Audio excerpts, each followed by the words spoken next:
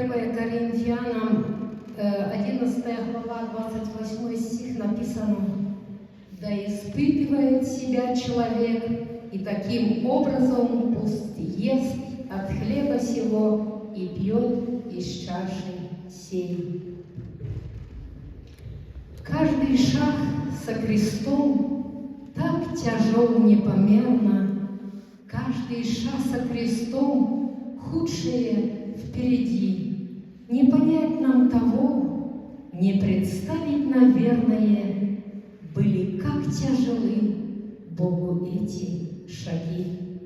Но Он шел, чтобы спасти, но Он шел, чтобы избавить, но Он шел, чтобы смерть на кресте победить, чтобы смертью Своею Отца Бога прославить, чтобы преданных Богу к Отцу приводить.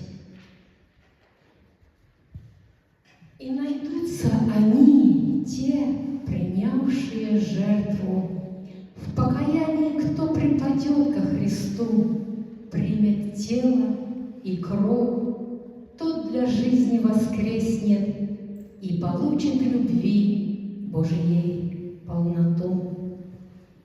Там у Господа ног Он найдет утешение, там у Господа ног исцеление найдет.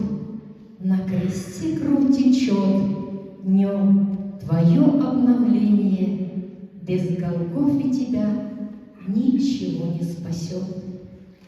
А пока Он идет, Божий Сын, на Голгофу, а пока непомерная тяжесть Христа, а пока впереди муки страшные плоти, и за каждого жизнь плата тяжкая та.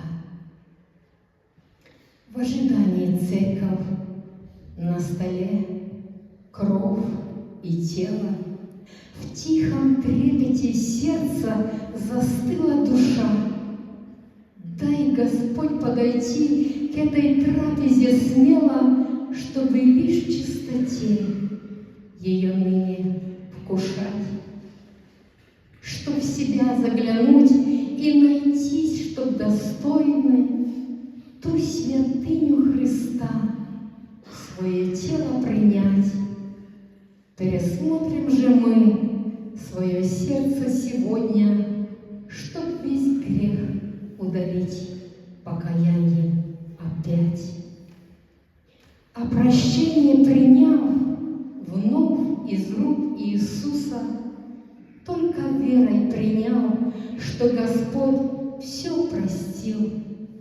Его тело и кровь в наше тело вольются, для борьбы и служения даст Он нам сил.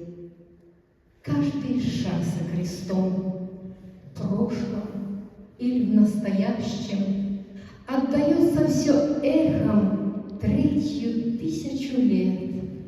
В ожидании Христа земля в вечность летящая, церковь с радостью ждет Его здесь, на земле.